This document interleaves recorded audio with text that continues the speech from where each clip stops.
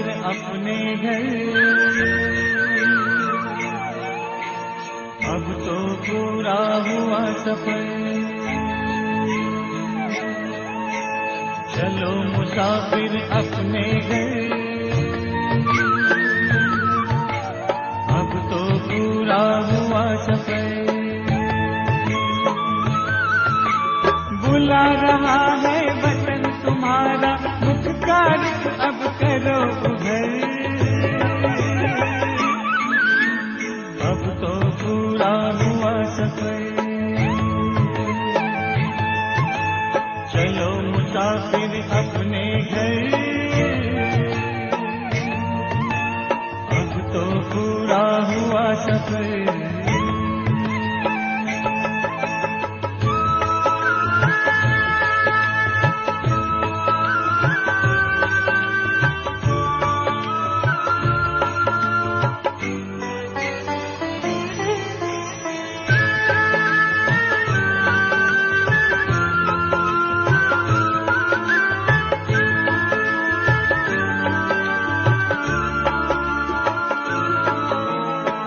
वो कितने प्यारे थे, सुख के भरे नजारे थे।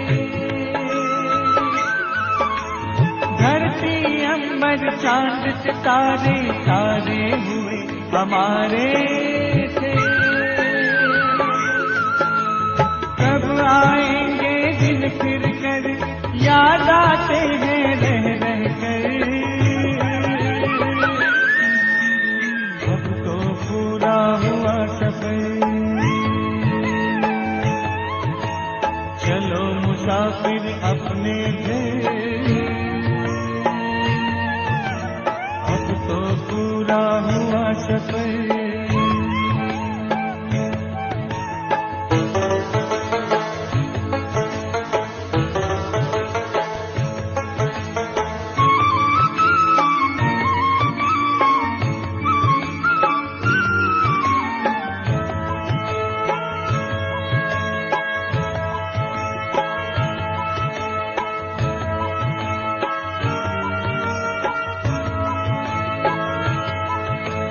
कल तक जो भी था अपना, आज हुआ सारा सपना।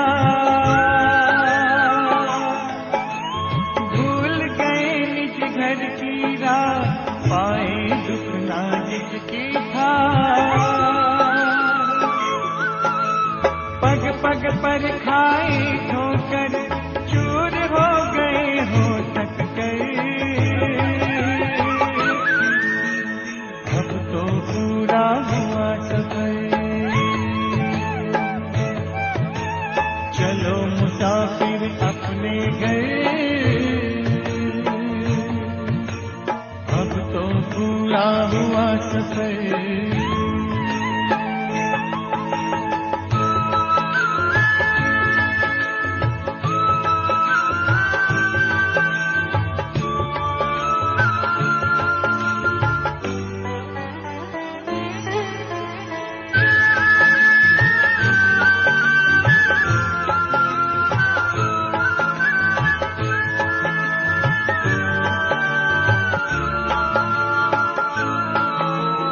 परम पिता की बाहों में आओ प्रभु पनाहों में।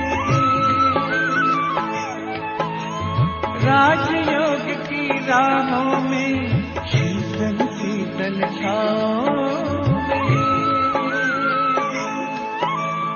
अगर मगर की छोड़ डगर, नजर करो ना और किधर। तो पूरा हुआ सफर, चलो मुसाफिर अपने घर। अब तो पूरा हुआ सफर, चलो मुसाफिर अपने घर। अब तो पूरा हुआ सफर।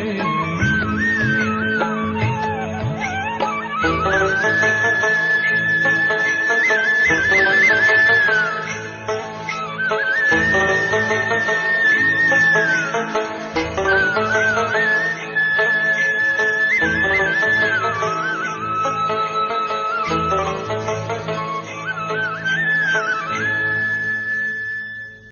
शांति। जैसे जैसे समय को आवश्यकता पड़ी, कुछ ऐसी विभूतियों की, कुछ ऐसी हस्तियों की कि जो अपनी दृढ़ता के आधार पर और दूर का पहले से समझ लेने के आधार पर या अपने कार्य के लिए कार्यरत होकर के निरंतर कार्य करने के आधार पर ऐसी कुछ हस्तियों को समाज में ज़रूरत पड़ी। यह वह समय था जब 1936 में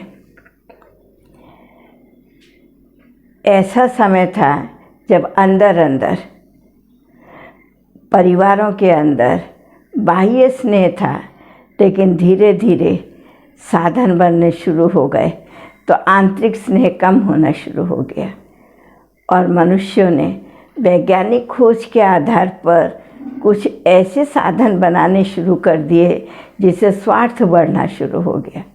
और उस स्वार्थ की वृद्धि के कारण से रिजल्ट क्या हुई कि धीरे धीरे सब अपने आप में ही अपने को समृद्ध बनाने के लिए एक ने एक चीज़ का निर्माण किया जो व्यक्ति के लिए भी प्रकृति के लिए भी दोनों के लिए हानिकारक था, लेकिन अपना स्वार्थ उसके अंदर होने के कारण देश और देश में अंदर अंदर तनाव चल रहा था और कुछ ऐसी सोच चल रही थी।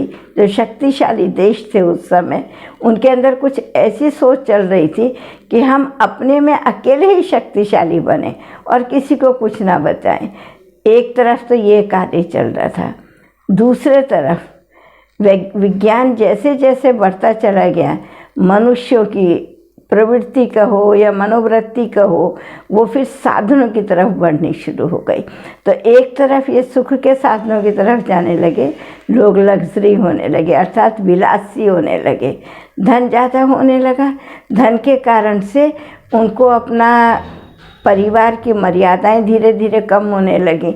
जब कुछ इस प्रकार के समाज के अंदर बाह्य रूप से इतनी नहीं लेकिन आंतरिक रूप से थोड़ी थोड़ी थोड़ी थोड़ी विकृति शुरू हुई, तो आप देख लीजिए ये नियम है, अगर कहीं थोड़ी सी आग लगती है तो आप घर के पानी से ही उस आग को बुझा सकते हो, और अगर आप ज़्यादा आग लग जाएगी तो आपको कैसे भी करके आग वाले को बुलाना ही पड़ेगा और उसको बुझाने के से पहले कितना नष्ट हो चुका होगा। ठीक जो इस सृष्टि का रचयिता है, जो इस सृष्टि का रक्षक है, जो इस सृष्टि का परिवर्तन करने वाला है, जो इस सृष्टि को सदा संभालने वाला है, वो एक ही हस्ती है जिसको साधारण भाषा में भगवान, ईश्वर, परमात्मा, गॉड, खुदा, जो शब्द भी बोलो, वही जो इस सृष्टि चक्र से जन्म मरण के चक्कर से न्यारा है, उसको मालूम था अभी मुझे क्या करना है। अभी थोड़ी सी अंदर ही अंदर चिंगारी लगी है, बाह्य कुछ भी नहीं हुआ है, कुछ भी बाह्य नहीं हुआ है, अभी अंदर अंदर लगी है। अगर ऐसे समय पर ही इस समाज को स्वस्थ बनाने में, श्रेष्ठ बनाने में, चरित्रवान बनाने में, ज्ञानवान बनाने में अगर कोई कार्य शुरू कर दिया तो ये समाज आने वाले भयंकर समय से, जिसका कि हमारे गीता के अंदर वर्णन है, महाभारत के अंदर वर्णन है और हमारे बहुत सारे भविष्यवक्ता इसका वर्णन करके चले गए हैं कि एक ऐसा समय आएगा जब कन्याएं वर मांगेंगी, केशों का श्रृंगार होगा, गाय विष्ठा खाएगी और मनुष्य अपना आहार विहार को छोड़ चुका होगा, और उस समय सृष्टि को कौन संभालेगा। तो सृष्टि के रचयिता को ये सब कुछ मालूम है कि इससे पहले ही मुझे इस सृष्टि को का बीज अर्थात फाउंडेशन, तो हम जानते हैं जिस बिल्डिंग का फाउंडेशन जितना मजबूत होगा, जिस बच्चे के चरित्र का फाउंडेशन जितना मजबूत होगा, बड़े होकर के वह बच्चा एक श्रेष्ठ समाज का कार्यकर्ता बन जाएगा और वह बिल्डिंग भी इतनी मजबूत होगी, इतनी मजबूत होगी, जो भूकंप आवे, आंधी आवे, तूफान आवे, उसी में भी आवे, लेकिन बिल्डिंग बहुत लंबे समय तक चल जाएगी। इसी प्रकार संसार का नाव, संसार का फाउंडेशन, संसार की नींव को भी ऐसा पक्का बनाने के लिए परमात्मा पिता ने एक ऐसे देश का चयन किया जिस देश के अंदर भक्ति में, धर्म में अथा, लेकिन भक्ति भावना में भी अथा, परिवार में भी एक दूसरे का आपस में बहुत अच्छा सामंजस्य, परिवार के अंदर स्नेह, धन की कमी नहीं, स्नेह की कमी नहीं, साधनों की कमी नहीं, किसी भी चीज़ की कमी नहीं, लेकिन धीरे धीरे भोग और विलासों में खोते खोते जो वास्तविक जीवन का स्वरूप था, जो वास्तविक जीवन का अस्तित्व था, वो कम होने लगा। तब परमपिता परमात्मा ने एक ऐसी विभूति को इस समाज से जन्म लिया जो वो ओम मंडली का कार्य अभी शुरू भी नहीं हुआ था, उसकी रूपरेखा भी नहीं तैयार हुई थी, जब वो कार्य शुरू भी नहीं हुआ था, लेकिन उस कार्य को शुरू करने के लिए, व्यवस्थित करने के लिए जब समाज का विरोध होने लगा तो एक ऐसे माध्यम की ज़रूरत थी, एक ऐसे साहसी आत्मा की ज़रूरत थी, एक ऐसे शक्ति की ज़रूरत थी। वह शक्ति थी हमारी दीदी मनमोहिनी, जिनका लौकिक नाम तो गोपी था और सचमुच वो रियल गोपी थी। मैं आपको आज एक दीदी के जीवन की एक इतनी अच्छी बात सुनाने के लिए जा रही हूँ कि दीदी का इस संस्था से कैसे संपर्क हुआ। वह चीज़ बताना बहुत ज़रूरी है क्योंकि उसी के साथ दीदी की सारी जीवन कहानी का लिंक है। तो दीदी माँ के घर से भी और पति के घर से भी, दोनों से अति धनाढ्य परिवार की थी और बहुत रॉयल थी और बहुत समझदार थी। और सबसे अच्छा, दीदी की निर्णय शक्ति बहुत अच्छी थी, परख शक्ति तो पहले से भी बहुत अच्छी थी।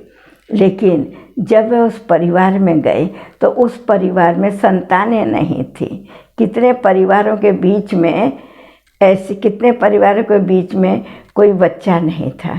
तो उनके परिवार वालों ने सोचा कि अगर इसको ऐसी स्थिति आ गई, जब शादी के बाद देखा बच्चे का जन्म नहीं होता है, तो उनके घर वालों ने उनको पहले तीर्थों की तरफ भेजा, फिर सारे और अन्य स्थान जहाँ कहते हैं ना, कुछ गुरु कुछ दे देता है खाने के लिए, कुछ मंत्र दे देता है, यहाँ जहाँ कहाँ से झाड़ फूंक करने से अगर कुछ ग्रह है तो वो उतर जाता है। माना भारत का कोई भी कोना ऐसा नहीं छोड़ा, अथाह धन खर्चा करा, अथाह समय खर्चा करा, चारों तरफ से जब देखा।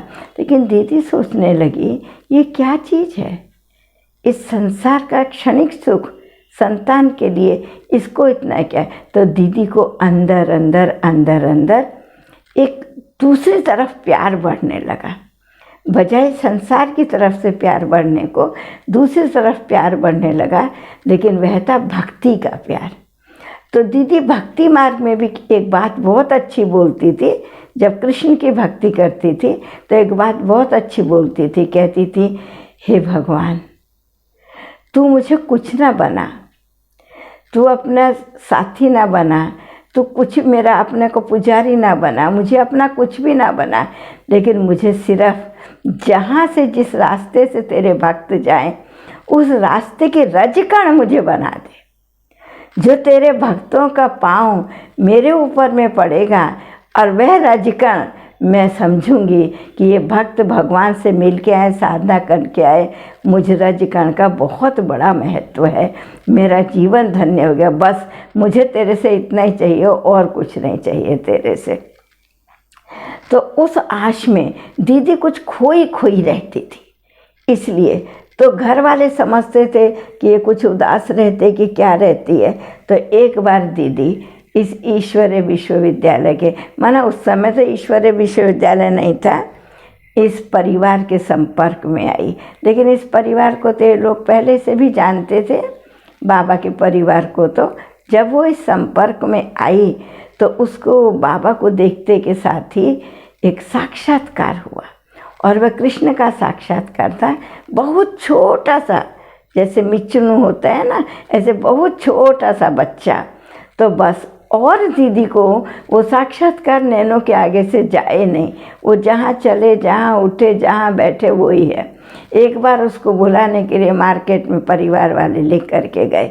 जब परिवार वाले उसको लेकर के गए तो दीदी की निगाह में तो, बुद्धि में तो वही चीज़ प्रिंट हो गई थी। तो वो सामान खरीदा, क्या खरीदा, जैसे बच्चे के लिए छोटा छोटा फ्रॉक खरीदते हैं, छोटा छोटा ड्रेस छोटी छोटी ड्रेस खरीदते हैं, जुराब जो पहनाते हैं पाँव के अंदर में, वो छोटा बच्चा जैसे पहन सकता है, दीदी वो सब लेकर के आई। उसी ध्यान की अवस्था में वो सब लेकर के आई। जब वो सब लेकर के आई तो बाबा को देखा तो उसको तो बाबा छोटा बच्चा ही नज़र आता था, बड़ा नहीं नज़र आता था। बैठ के वो दीदी ने क्या करना शुरू करा, वो ड्रेस पहनाना चाहा। अभी वो बताइए, जो लेकर के आई है वो हाथ में नहीं जाता, वो तो उंगली में ही जाएगा। बाबा के हाथ में के पाँव में वो पहनाना शुरू करती है, जुराबें जो लेकर के आई, तो वो जुराब जो है अंगूठे के अंदर ही रह गई, लेकिन उसको लग रहा है कि मैंने पहना दिया, बड़ा धन्य है। ये ऐसा मंत्रमुग्ध दृश्य, ये ऐसा सबको दुनिया भुलाने वाला दृश्य जिन्होंने देखा वो तो अपने धन्य धन्य हो गए। बस वहाँ से फिर वो तो बीच का कड़ी तो बहुत लंबी है, लेकिन अभी मैं सार पे आती हूँ कि फिर उसके बाद क्या हुआ, कैसे हुआ। तो बाबा को जब समाज के द्वारा, कानून के द्वारा, लोगों के द्वारा इस संस्था को बंद करने का प्लान चलने लगा, लेकिन कन्याएं माताएं बंद होने को तैयार नहीं। बाबा को तो कुछ नहीं कहना, शिव बाबा का कार्य है, वो जैसे कराएगा, जिस तरीके से कराएगा। गाली खाने को तैयार है, कार्य करने को तैयार है, चुप रहने को तैयार है बाबा तो हर रीति से। अब कैसे कन्याएं माताएं बाबा के पास आए, संस्था के नाम से तो कोई नहीं छोड़ रहा था। तो दीदी की बुद्धि बहुत तेज थी। दीदी को एक संकल्प आया, एक विचार आया कि हम कुछ खोल देवें, तो सिलाई का स्कूल खोल दिया। अब सिलाई के स्कूल के आधार पर सिलाई सीखने आती थी कन्याएं माताएं, उसके आधार पर ज्ञान सुन करके जाती थी। ऐसे कितने दिनों तक एक दीदी की बुद्धि का एक समझो कहा जाए कि एक युक्ति, उस युक्ति के आधार पर सब सत्संग करते हैं, सिलाई सीखते हैं और सिलाई सीखते फिर अपने घर चले जाते, सत्संग करते, सिलाई सीखते सब अपने। लेकिन ये दिन भी कितने दिन तक चलेगा। तो यज्ञ की समाज के साथ कड़ी जोड़ने के लिए, संस्था की रूपरेखा तैयार करने के लिए दीदी ही पहला निमित्त माध्यम बनी, ठीक नहीं। बाकी तो आप सब ने सब शुरू करा होगा, सुना है कि जब भारत में संस्था आई तो कैसे बाबा ने दीदी को भेजा, मना हर कुछ कार्य। तो दीदी की ये विशेषता और धीरे धीरे बढ़ती चली गई। किस चीज़ में बढ़ती चली गई?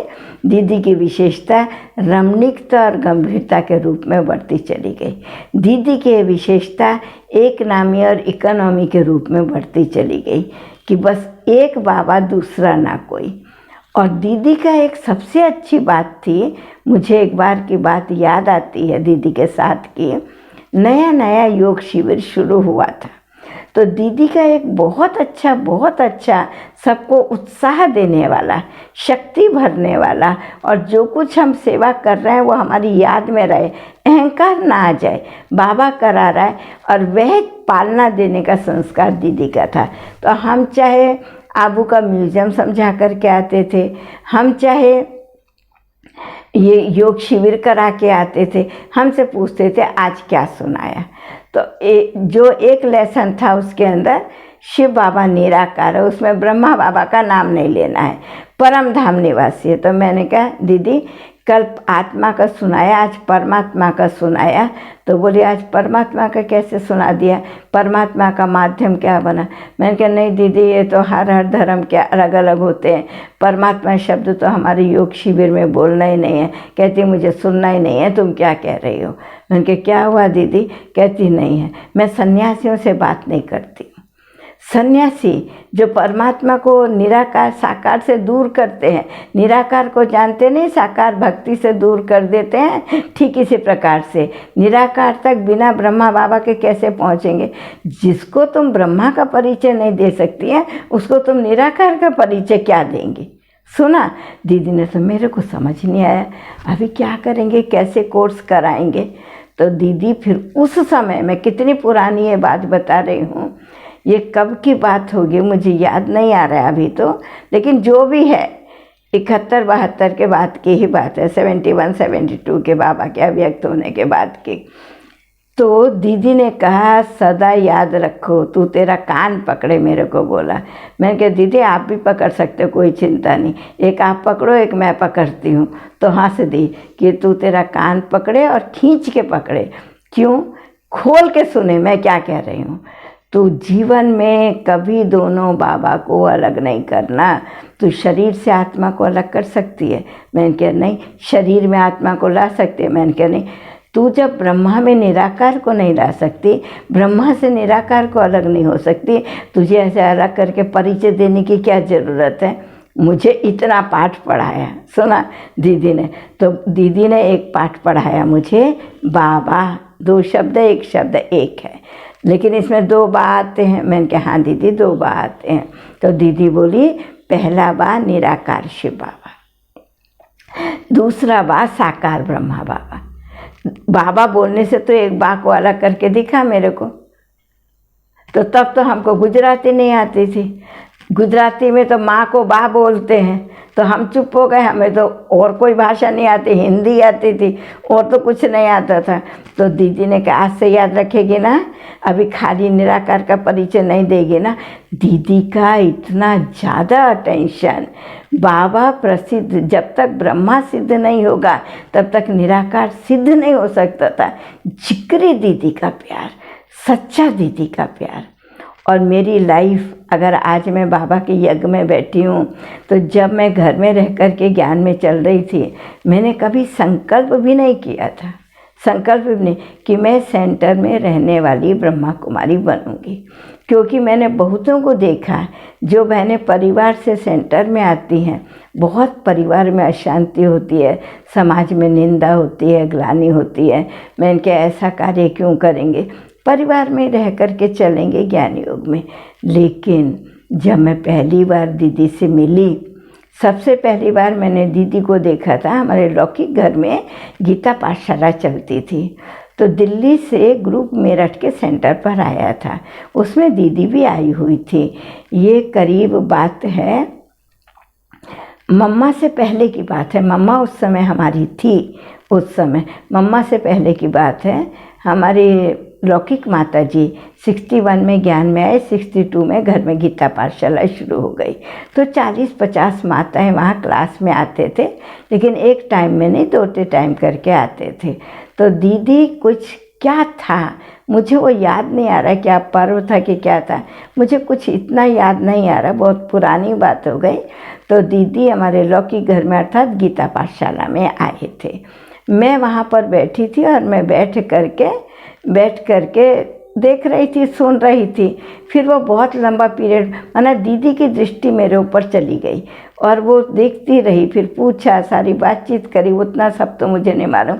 एक लंबा पीरियड बीत गया, परंतु जब जब दीदी का सेंटर में पत्र आता, कोई फ़ोन आता था, कुछ आता था कमल सुंदरी दादी के पास में, तो दीदी हमेशा कहती थी शांति माता की बड़ी लड़की को याद दे देना। मैं कहती थी ये मेरे को काहे को इतना याद करती हैं, मैं तो इनको बात नहीं करी, कुछ नहीं करा, मेरा तो कुछ लक्ष्य नहीं, वो याद क्या होता है। अब जैसे हम लोग नमस्ते करते हैं तो याद भी इनकी ऐसी चीज़ है, तब तक मुझे ये सब भी कुछ नहीं मालूम था। लेकिन ऐसा वो संपर्क कोई आता था तो टोली भेजना, माना कैसे ना कैसे करके दीदी का मेरे पास में ना कोई मैसेज आने लगता था। तो दीदी का स्थान जैसे मेरे दिल में बन गया और मुझे ये लगने लगा कि मैं और घर में नहीं रहूँगी, मैं और घर में नहीं रहूँगी, मैं सेंटर में रहूँगी चाहे जो कुछ। लेकिन घर से निकल के सेंटर में जाने में इतने विघ्न बाधाएं आएंगे, वो तो मैंने स्वप्न में भी नहीं सोचा था, वो क्या होगा क्या नहीं होगा। लेकिन वो दीदी की कशिश और दीदी की दृष्टि में मैं तो समझ नहीं पाती कि क्या चीज़ थी। जैसे बहुत अंधेरे में कोई 2 सर्च लाइट जल रहे हो, ऐसे दीदी के नैनों में जो प्रकाश आता था ना, आज भी मुझे वो याद आता है तो मुझे कैसे अंदर दिल सिहर जाता है। दीदी के नैनों में वो प्रकाश था, उसमें प्रेम था, उसमें शक्ति थी। ये शब्द तो मैं आज बोल रही हूँ, तब तो मैं इतना समझ नहीं पाती थी। उसके अंदर पवित्रता थी और उसमें अंदर आत्मीयता थी। जैसे दीदी कहती थी, आओ मेरे पास आओ, मेरे पास आओ। ये 4 चीज़ का मुझे बहुत चिंतन चलता रहा। जब मैं इस मार्ग पर यज्ञ में आने की कोशिश करी तो बहुत विघ्न बाधाएं आए, लेकिन उससे निकालने के लिए दीदी ने मेरे को एक स्कूल में नौकरी दिलाई कि जाकर के तू स्कूल में पढ़ा तो पढ़ाई के बहाने तेरा थोड़ा बंधन कट जाएगा। इस तरीके से करके माना दीदी कैसे भी करके मुझे बाबा के सामने यज्ञ में ला करके खड़ा कर दिया। और दीदी की जो श्रीमत, दीदी की जो आज्ञा, दीदी की जो चलाने की प्रणाली, उसमें सबसे बड़ी विशेषता ये थी, कोई भी बात सुनती थी, चाहे हम कितना जल्दी बोलें, कितना वो माना जल्दी से आएंगे कह के जाना चाहेंगे, लेकिन दीदी उतना धीरस्थ होकर के रहती थी। दीदी के अंदर धैर्यता का गुण बहुत अच्छा था और दीदी के अंदर सुनने की पावर बहुत ज़्यादा थी। हम अगर बोलना शुरू कर, कोई भी अगर बोलना शुरू करेगा, जोश में हो कि होश में हो, कोई भी बात कहना शुरू करेगा, दीदी कभी नहीं कहेगी तुम इतना विस्तार में जाओ, सार में जाओ, पहले सुनेगी। तो अगर हम 1-2 बार दीदी के आगे विस्तार से बोल देंगे तो क्या होगा, हमें खुद को खुद बिना बोले दीदी के नैनों से, दीदी के स्वरूप से, दीदी के सुनने के ढंग से कि दीदी सब तरफ से अटेंशन निकाल के हमारा ही सुन रही है। ऐसे नहीं लगेगा दीदी बेकार में चुप बैठी हुई है और हम बोलते जा रहे हैं, दीदी सुन ही नहीं रही है। नहीं, हमारा ही सुन रही है। दीदी का अटेंशन हमारे ही तरफ है और कहीं नहीं है। तो जब हम बोल चुकते थे तो पूछती थी, ठीक है अभी हल्के हो गए और कुछ बोलना है, ऐसे पूछती थी हमसे। इतना अच्छी तरह से पूछती थी, अगर हमारे अंदर कुछ थोड़ा बहुत रह भी गया होगा ना, वो जैसे निकल जाता था। तो कितने प्रकार की ऐसी बातें थी। धीरे धीरे दीदी के संपर्क में आते आते फिर तो हम बाबा के यज्ञ में आ गए और यज्ञ में आकर के परिवार वालों ने दीदी के आगे एक शर्त रखी। तो परिवार वालों में जो हमारे गार्जियंस थे, फादर तो पहले ही शरीर छोड़ दिए थे, मामा जी हमारे गार्जियंस थे। तो मामा जी भी किसी संस्था को अटैच थे, तो उनको ये चीज़ मालूम थी कि जो हेड क्वार्टर चलता है वहाँ रहने वालों को किसी भी प्रकार की चिंता नहीं होती। जो उनकी और वो होती हैं माना उनकी और स्थान जो होते हैं ना, अन्य ब्रांच जो होती हैं शहरों के बीच में, हेड क्वार्टर एक स्थान, वो ब्रांचेस हेड क्वार्टर को चलाते हैं। नहीं तो जो ब्रांचेस में रहते हैं उनको बहुत परिश्रम करना पड़ता है हेड ब्रांच को चलाने के लिए, खाने पीने के लिए, ज़रूरत के साधन जमा करने के लिए, सेवा करने के लिए, लोगों का ग्रुप बना के साथ में जाने के लिए, लोगों को लाने के लिए बहुत परिश्रम करना पड़ता है। ये चीज़ उनको मालूम था।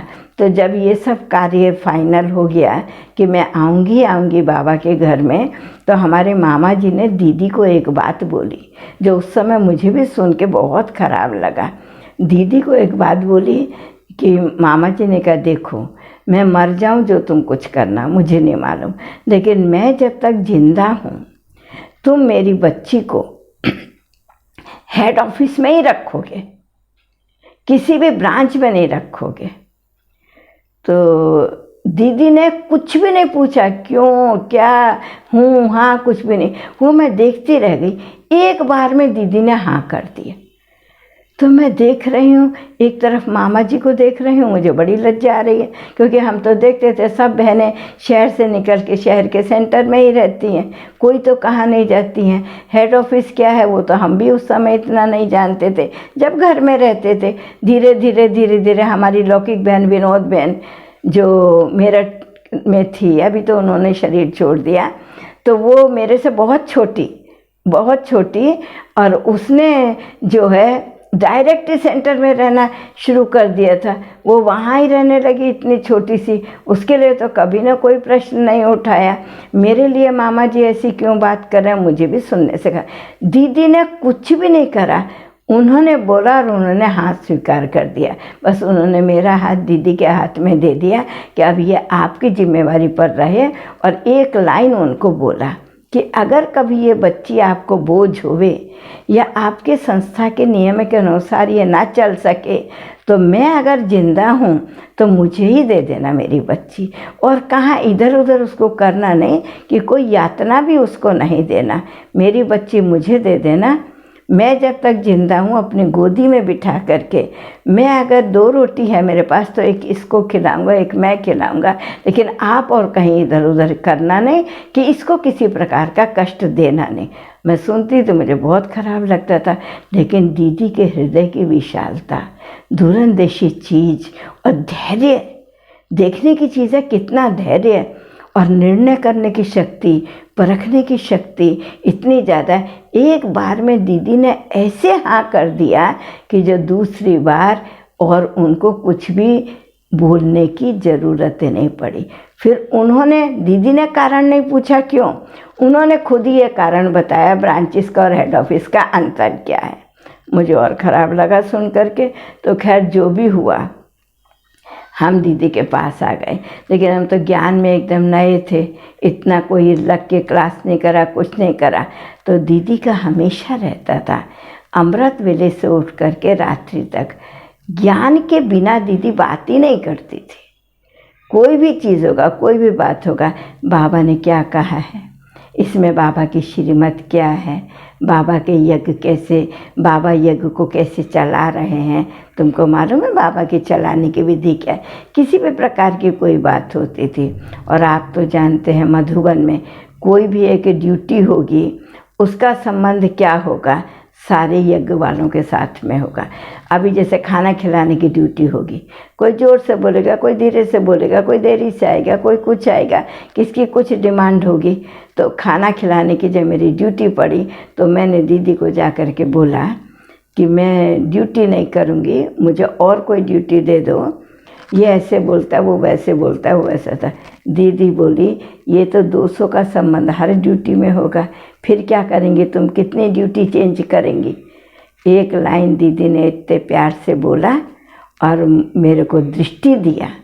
वो दृष्टि में फिर मुझे वही चीज़ नज़र आई, वो जो दृष्टि दिया, मैं उस दिन से जो कुछ भी ड्यूटी मिलती थी, चाहे जो कुछ भी कितना कुछ होता था, लेकिन दीदी बहुत अच्छा कार्य करती थी कि कभी भी खुद से खुद पूछती थी, तुम ठीक हो, ठीक चल रहा है सब कुछ, कुछ बोलना है तो मुझे तो मालूम है, दीदी को फिर वही आंसर देना है, तो बोलेंगे क्यों। एक बार की बात है, अव्यक्त बाबा आए, सारी रात हिस्ट्री हॉल में, सारी रात हिस्ट्री हॉल में एक एक करके चार्ज वालों को बुलाया। मधुबन में जिसकी जो चार्ज थी, अव्यक्त बाबा ने, दीदी भी वहाँ पर बैठी हुई थी। तो बाबा ने दीदी से पूछा, इसको क्या कहना है, क्या है, इसको कुछ कहना है क्या, ये तो हर चीज़ में ठीक है। ऐसे बाबा ने बोला, नहीं बाबा इसको कुछ बोलने का है, इसके सुन लीजिए। तो मैंने बाबा को कहा मेरी अनाज साफ़ कराने की ड्यूटी थी, तो वो अनाज साफ़ तो मैं भाई बहनों को लेकर के ही कराऊंगी ना, नहीं तो मैं कैसे अनाज साफ़ कराऊंगी बिना किसी को लिए। तो उनमें, उन भाई बहनों में जिनकी अनाज साफ़ करने की सहयोगी ड्यूटी थी, वो भाई बहनों में एक भाई हमेशा ही जब उसको बुलाओ तो नहीं आएगा, उसको कहो तो नहीं सुनेगा, तो क्या करेंगे। अच्छा किसी और से निकलवा लो, किसी और से काम शुरू करा दो तो मूड खराब हो जाएगा। अभी क्या करेंगी, मुझे समझ में नहीं आया। दीदी ने बहुत समझाया तो भी मेरी बुद्धि में नहीं बैठा। मैं कहा नहीं मैं नहीं करूँगी, मैं नहीं करूँगी। बोले ऐसे तो तू सब ड्यूटी छोड़ के खाली बैठी रहेगी, खाएगी और सोएगी और क्या करेगी, इसलिए तो आई है, तू सेवादारी नहीं है। इस तरीके से करके दीदी ने मेरे को बोला, तो भी मुझे नहीं समझ में आता। मैं हर घड़ी कहती मैं फ्रूट की ड्यूटी नहीं करूँगी, मैं नहीं, कितने सारी बहुत सारी ड्यूटीज़ थी ना। सिंधी मुरली लिखने की ड्यूटी थी, वो बहन जो सिंधी लिखती थी, सुंदरी बहन, वो उसकी माँ बीमार हो गई, वो बॉम्बे में चली गई, तो दीदी ने विश्वरतन दादा से मुझे सिंधी लिखना सिखवाया। फिर दोपहर के समय स्टेंशल काटना पड़ता था, उस समय सिंधी की टाइप मशीन नहीं थी तो स्टेंशल काटना पड़ता था, तो वो सब सिखाते थे। वो करने के लिए बैठो तो भोली कहेगी तुम्हारा ये काम नहीं हुआ, तुम्हारी किचन में ये ड्यूटी है। और फिर जिन बहनों की मुरली का, जैसे ईशु दादी का मुरली की जिम्मेवारी है, फ्रूट की जिम्मेवारी लच्छू बहन की थी, तो कहेंगी ये कुछ नहीं संभालती, सारे दिन मुरली लिखती रहती है। तो जिधर भी जिस भी जो भी काम करो सबका संबंध होता था, कंप्लेन होती थी। तो अव्यक्त बाप दादा को दीदी ने बताया कि इसकी सुन लो। तो मैंने बोला बाबा ये जो अनाज साफ करने की ड्यूटी है, एक भाई को कितना भी बुलाओ लेकिन वो भाई आएगा नहीं, पहले से किसी से करा लो, टाइम वेस्ट हो रहा है, करा लो तो फिर इतना मूड खराब करेगा, सभी को डिस्टर्ब करेगा।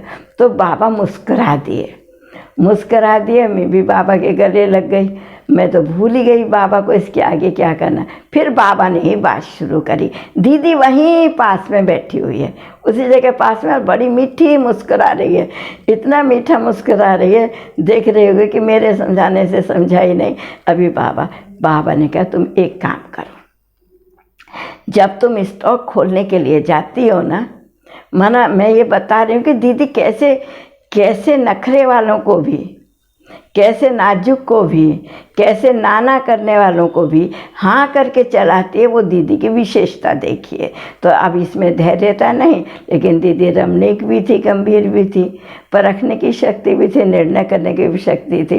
तो अव्यक्त बाबा ने मेरे को बोला कि आप क्या करो, जब आप जाते हो ना अनाज की कोठरी में, सबसे पहले उस भाई को बुलाओ कि चलो भाई मेरे साथ चलो, ये चाबी ले आप खोलो, और ये चीज़ साफ़ करी हुई रखी है, ये चीज़ बिना साफ़ करी वाली है, आज एक दिन में कितना साफ़ हो सकता है बताओ। ये भाई बहन हैं, तो उसी से बताओ, उसी से निकलवाओ, उसको ही चाबी दे दो कि भाई अगर मेरी ज़रूरत होगी तो मुझे बुलाना। कारोबार तो यज्ञ के अंदर थे, उस समय तो बहुत कम ही हैंड्स होते थे ना, तो फिर मैं उनको बोलती थी कि बाबा ने जैसे मुझे सिखाया, पर उस भाई को नहीं मालूम कि बाबा ने ऐसे मुझे सिखाया। तो जैसे सिखाया मैं बोलती थी, अगर मेरी ज़रूरत होगी तो आप मुझे बुलाएंगे, नहीं तो आप तो पहले इस ड्यूटी को करते थे, आप तो मेरे से भी पुराने हो, आप तो समझदार हो, ऐसे उसके महिमा करके उसको चाबी दे दो। वो दिन का दिन लो, और जब तक वो सेवा मिली मेरे को, जब तक बाबा ने वो सेवा दी, दीदी ने वो सेवा दी, वो तो भाई बड़ा एक दिन भी उसका मूड खराब नहीं हुआ। मैंने क्या देखो, कमाल है दीदी की, कमाल है बाबा की, कैसे हमारे में अंदर में, जैसे कहते हैं ना पत्थर को तराश के मूर्ति बनाया जाता है, कैसे दीदी और बाबा ने तराश के हमको एक मूर्ति जैसा तैयार कर दिया, चेतन मूर्ति। तो मैं तो याद करती हूँ दीदी के उन दिनों को, दीदी को उन बातों को, मुझे कभी कभी याद आता है तो इतना दिल भर आता है कि जो मैंने सोचा नहीं था, जैसे दीदी की उस नैनों ने मेरे ड्रामा को ही चेंज कर दिया। ड्रामा तो चेंज नहीं होता, हमें अच्छी तरह से मालूम है, लेकिन जब पिछला जीवन याद आता है तो असंभव, सबको, लौकिक को अलौकिक को, जिन्होंने देखा कि ये कैसे बदल गई, ये कैसे आ गई, जिसके अंदर रिंचक मात्र भी ज्ञान का सुनने का पेशेंस नहीं था। बहुत सारी कंप्लेन मेरी भगवान कौन है वो नहीं जानती थी, लेकिन बहुत सारी कंप्लेन भगवान के पास थी। वो सब इसकी कंप्लेन कहाँ चली गई, कैसे ये बाबा के घर में आ गई, और कैसे ये चुपचाप इतना अच्छे से चल के, सह के, संभाल के संगठन में चल रही है। और दीदी ने मुझे एक बहुत अच्छी बात सिखाई, 2 चीज़ सिखाई। कभी भी कोई भी चीज़ आपके लौकिक ने दी है, और अगर लौकिक ने दी है तो आप किसी को वर्णन नहीं करो। अगर आपको यज्ञ से मिली है तो मत समझ लो आपकी लौकिक चीज़, अगर आपको यज्ञ से मिली है तो वो कोई आपकी विशेषता है। सुनते हो दीदी कैसे सुनाती थी, अगर आपको लौकिक चीज़ यज्ञ से मिली है तो देख लो, आप यूज़ करके देखो उस लौकिक चीज़ को, कि वह चीज़ आपको पहले लौकिक याद दिलाएंगे, पीछे बाबा याद दिलाएगा। तो इसलिए खुश मत होना, लेकिन अभी ऐसी नेचर को अपने को बनाओ कि जो भी कुछ लौकिक चीज़ है वो यज्ञ में यूज़ हुए, आपको जो यज्ञ से मिले वो आप उसको यूज़ करो। मुझे क्या लगता था, मैंने कि हम यज्ञ का क्यों लेंगे, बोझ चढ़ेगा, माना ज्ञान की तो कमी थी ना, दूर का सोचने की तो कमी थी ना, दीदी कहेगी और मैं ऐसे जवाब देंगी। दीदी कहेगी, जब दीदी ने मुझे ये कर्म की चिंतन की गुह्य गति बताई, याद की गुह्य गति बताई, तो मुझे मेरी भूल रियलाइज़ हुई।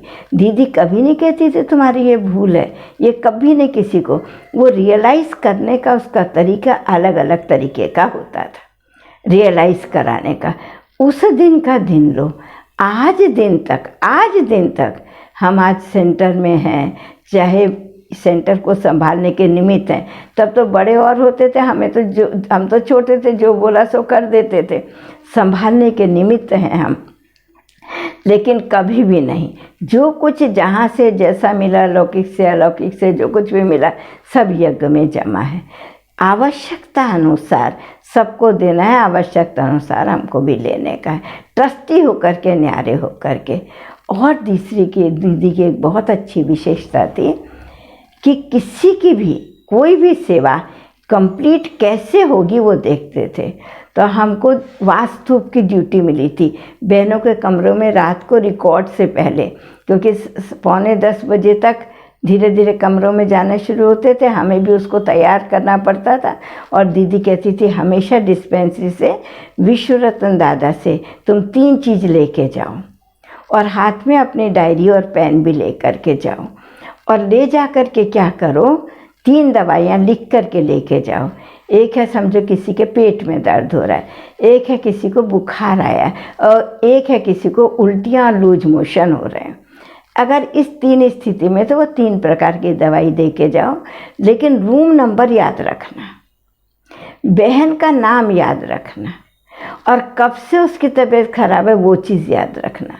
तो देखो दीदी अपने रूम में बैठ कर के, रूम वालों को जब हम जा कर के बोलते थे कि दीदी ने ऐसे बोला है, दीदी ने आपके लिए दवाई भेजी है, तो दिल से सभी के दिल में यज्ञ के लिए और पालना के लिए प्यार होता था कि हाँ बाबा आज भी पालना दे रहे हैं, आज भी बाबा हमारे साथ हैं। और वो जितनी भी बीमार होती थी, जो उठ भी नहीं पा रही थी बहन, जो बोल भी नहीं पा रही थी, जो आंख भी नहीं खोलती थी, जब हम कहते थे देखो दीदी ने तुम्हारे लिए क्या भेजा है, दीदी ने तुमको याद दी है, दीदी ने कहा है उसका समाचार पूछ करके आना, मुझे कमरे में सुनाना, ठीक इस प्रकार से करके हम सब रूम का लिख के जाते थे। और कोई कोई दिन ऐसे होता था हर रूम में हर कोई ओके होता था, तो दीदी ने कहा ठीक है, बीमारी किसी को नहीं थी, तुम कल बीमारी के पास जाते थे। दीदी कहती थी तुमने देखा रिकॉर्ड को सब रिकॉर्ड दे रहे थे, इतनी देर में रिकॉर्ड भी बज जाता था सोने का। उस समय तो सोने का गीत बजता था ना, सो जा राजकुमारी सो जा, वो वाला गीत बजता था, और उठने के समय तो जाग से जनिया जाग बजता था। तो दीदी बोलती थी सब लोग अपने बिस्तर पे थे, रिकॉर्ड को रिकॉर्ड दे रहे थे, याद कर रहे थे बाबा को, ठीक है, कोई किसी के बिस्तर पर बैठ के बातचीत नहीं। तो मुझे समझ में नहीं आता था दीदी ऐसे क्यों पूछ रही है, बिस्तर पर बैठ के बातचीत, बहने बहने बैठ गए तो क्या हो गया। लेकिन कभी मैंने दीदी को उसके बाद क्रॉस क्वेश्चन नहीं करा। मैं क्या जो भी क्रॉस क्वेश्चन करूँगी मेरी ही मूर्खता नज़र आएगी। तो मुझे तो अच्छा है कि मैं इससे अपनी बुद्धि से अपने आप समाधान करूं। तो ऐसे 2-3 दिन ये सेवा करते करते माना इस प्रकार का सीन सामने आते थे, बुद्धि में आ गया कि रात को सारी दुनिया को, देह और देह की दुनिया को छोड़ करके बाबा की याद में अपने बिस्तर पर शरीर को छोड़ के आत्मा को जाग करके, बिस्तर एक गैरेज है, आत्मा एक ड्राइवर, गाड़ी का ड्राइवर है, उसको जाना है अभी अपने मालिक के पास, बाबा मालिक है, बाबा की गोदी में जा कर के सोना है। ये इतना गहरा रहस्य था जो दीदी ने मुझे सेवा कराते कराते कराते कराते सिखाया कि रात में कैसे बाबा की याद में अपना चार्ट रख कर के आज के ड्रामा को आज शेष करो, कल उठेंगे तो बाबा की सेवा करेंगे, नहीं तो बाबा अपने पास ले जाएगा, अपने पास जहाँ भी सेवा के लिए भेजेगा हम जाएंगे। इस तरीके से करके दीदी ने यज्ञ का प्यार, यज्ञ की केयर, बाबा की याद, यज्ञ की मर्यादा, सब कुछ दीदी ने हमको सिखाया। कोई चीज़ ऐसी नहीं दीदी ने जो हमको सिखाया नहीं हो। और अगर फिर भी कभी कुछ भूल होती थी, दीदी हमको रियलाइज़ कराने के लिए डायरेक्ट कभी नहीं बोलती थी, सीधा शांति स्तंभ के पास में ले जाती थी और कहती थी, देखो मैं तुम्हारी सखी हूँ, तुम्हारी कोई सहेली है? तो मैंने पूछा, दीदी सखी और सहेली में क्या अंतर होता है? एक वो शुद्ध हिंदी है, ये साधारण हिंदी बोले नहीं। सहेली वह जो पर चिंतन करे, सखी वह जो आत्मिक उन्नति की ज्ञान की बातचीत करे। मुझे तो बहुत आश्चर्य लगा, इतना गहरा मीनिंग, इतना गहरा मीनिंग। तो सहेली कभी नहीं बनाना, जो पर चिंतन करेगा तुम्हारी आत्मिक स्थिति को नीचे गिराने का काम करेगा, ठीक है ना? इधर का करेगा उधर का करेगा, तुम्हारा योग नहीं लगेगा, तुम्हें घर याद आएगा, क्या क्या क्या क्या होता रहेगा तुम्हारे को। तो इसके लिए सखी, तो तुम मेरी सखी हो। आज सच्चे दिल से बता दो, तुम्हारा आज मूड क्यों खराब है, तुम्हारे मन में क्या है? तो जो कुछ भी होता था हम दीदी को पूरा बता देते थे, जो भूल होती थी उसको स्वीकार कर लेते थे और उसको स्वीकार करके उसका परिवर्तन कर लेते थे। तो परिवर्तन कराना दीदी को, दीदी के अंदर रियलाइजेशन कराना और परिवर्तन कराना, ये दो शक्तियाँ बहुत बहुत बहुत ज़्यादा थी। अभी तो मेरे सामने वो सारा दृश्य शांति वो मधुबन का पूरा दृश्य घूम रहा है, लेकिन कितनी बातें मुझे याद आ रही हैं। घड़ी की भी सीमा है और कितना सुना के सुनाऊंगी। अभी मैं यही कहूँगी, जिन्होंने दीदी की पालना पाई वो सब अपने जीवन को हीरे जैसा बनाने के निमित्त बन गए। माना वो अपने दागों को अपने आप देख सकेंगे, निकाल सकेंगे। दूसरा दीदी का क्या था, एक बात दीदी को सदा रहती थी, मुझे तो इंग्लिश नहीं आती है, तो मुझे सारे स्थूल कार्य मुझे ही करने हैं। जिनको इंग्लिश आती है वो सेवा करती है, तो मैं ये सब करूँगी तो मुझे कुछ तो बाबा भाग्य देगा ना, उनको भी इस सेवा में लगाऊं तो कैसे। तो वो हमेशा जो इंग्लिश हैंड गाइड हैंड जो समझाने वाले होते थे उनको हमेशा दीदी फ्री छोड़ती थी सेवा के लिए, कि ये जो बहुत अच्छी तरह से सेवा कर सके।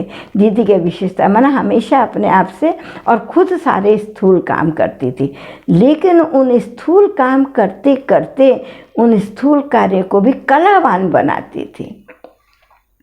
जैसे सब्जी काटने के लिए किसी को नहीं कहेगी तुम आकर के बैठो, पहले जाकर के क्लास पूरी होगी, सब तो कोई इधर हो जाएगा।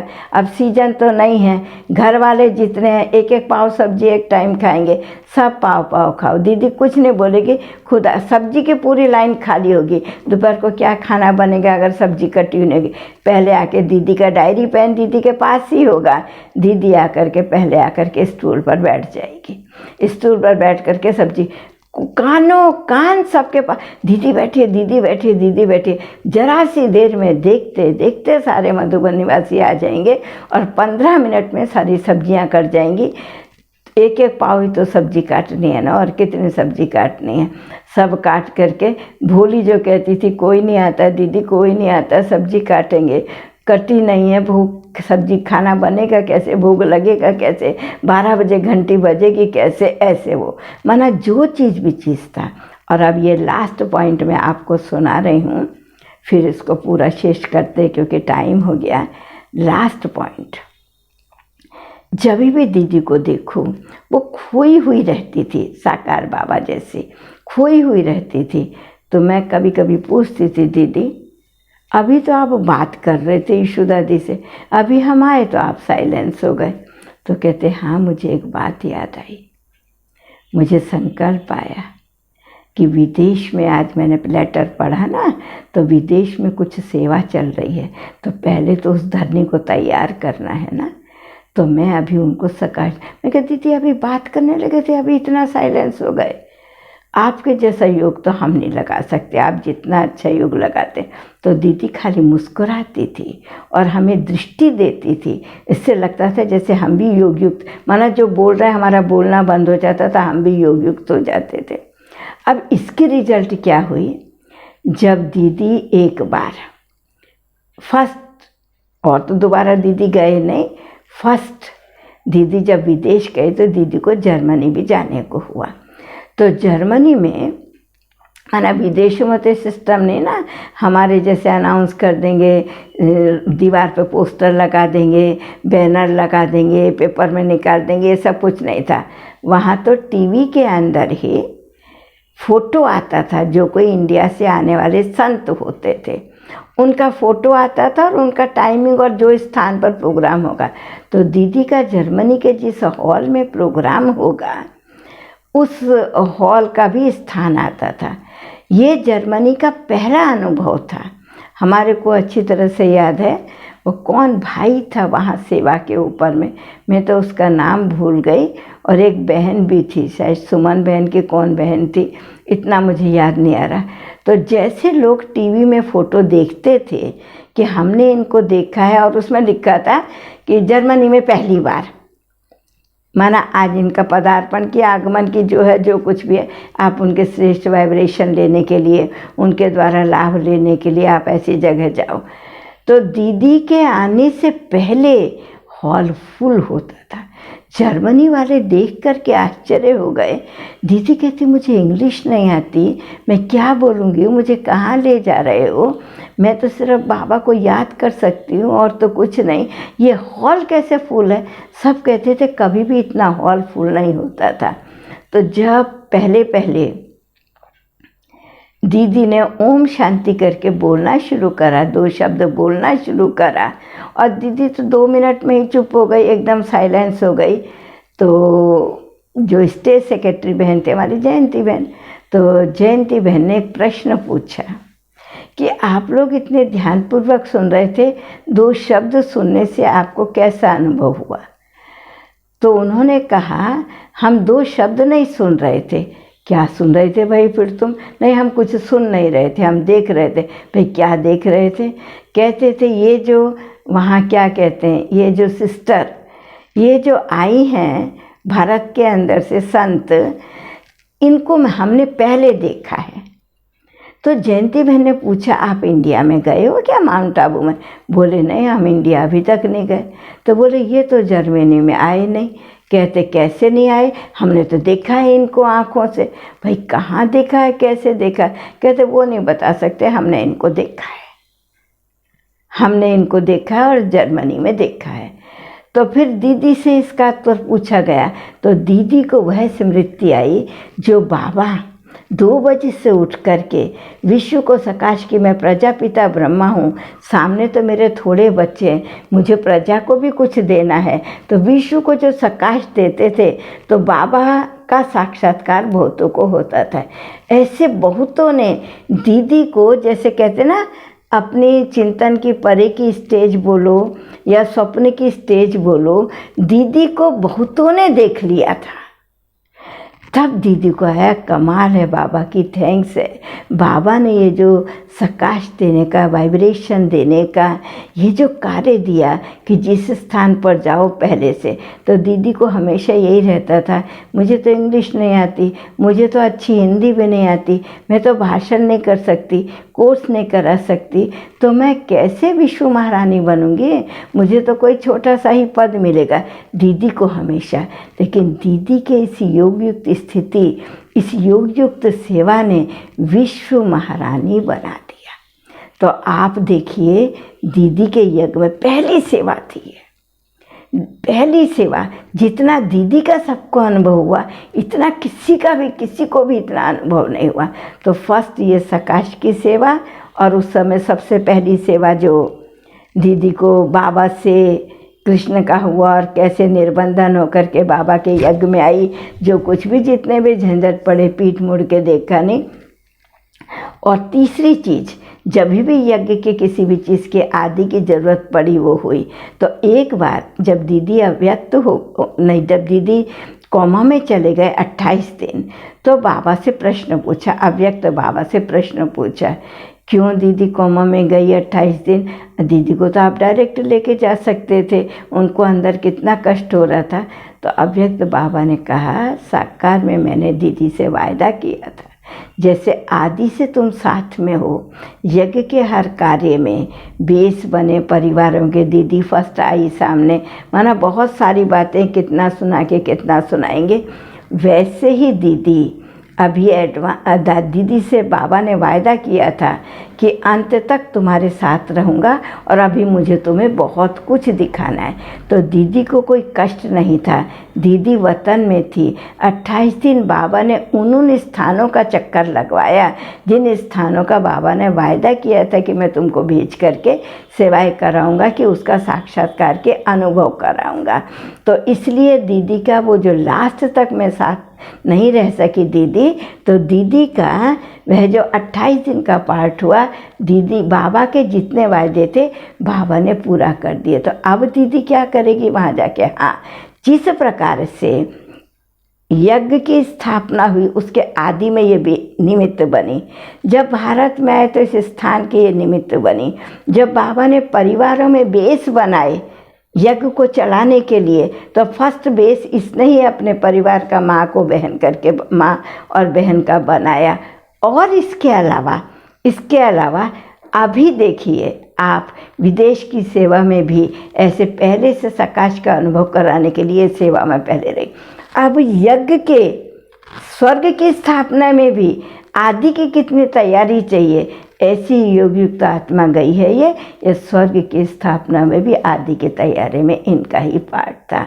तो दीदी का ये जो गीत बजता है ना, अब घर जाना है, और दीदी को ये स्लोगन है, मैं समझती हूँ दीदी को शुरू के जब से वो यज्ञ में आई, जब से बाबा ने थोड़ा घर जाने का ज्ञान दिया होगा, मैं समझती हूँ दीदी को तब से पक्का था। तो दीदी इस स्लोगन का स्वरूप थी। दीदी इस स्लोगन का औरों को अपने संकल्प द्वारा अनुभव कराती थी। दीदी औरों को भी इसका स्वरूप बनाती थी। इस दुनिया से बुद्धि को उपराम कराती थी। और तो कितनी कितनी शिक्षाएं हैं, अगर एक रात भी पूरी लगे तो दीदी की शिक्षाएं नहीं होंगी।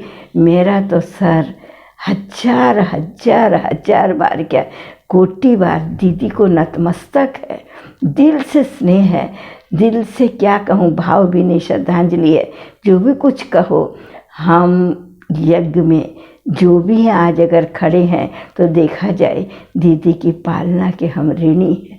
और दीदी की पालना, वह पालना जैसे मकान के फाउंडेशन को निकाला नहीं जा सकता, जैसे जन्म की कोई कमजोरी या शक्ति एक्स्ट्रा शरीर में आ जाती है वो कोई चेंज नहीं कर सकता, ऐसे दीदी ने यज्ञ को इतना मजबूत बनाया और जो यज्ञ में आए उनको भी इतना मजबूत बनाया।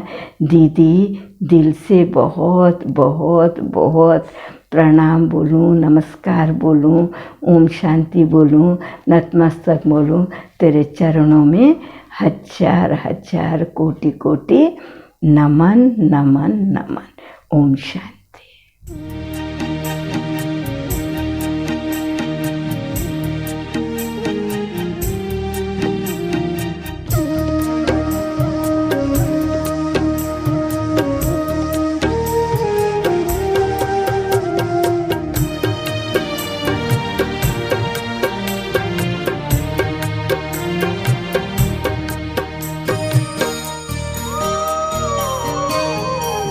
प्यारे बाबा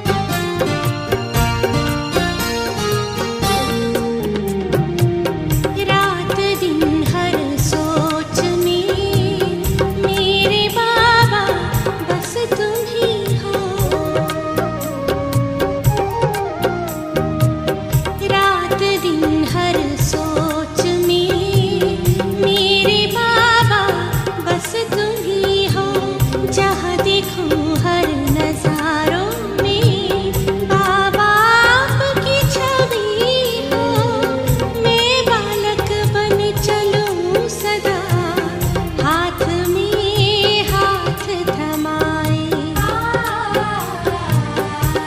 आपकी याद की सुगंध से, आपकी याद की सुगंध से मन महक महक जाए। प्यारे बाबा, आपके प्यार में दिल इतना सुख पाए।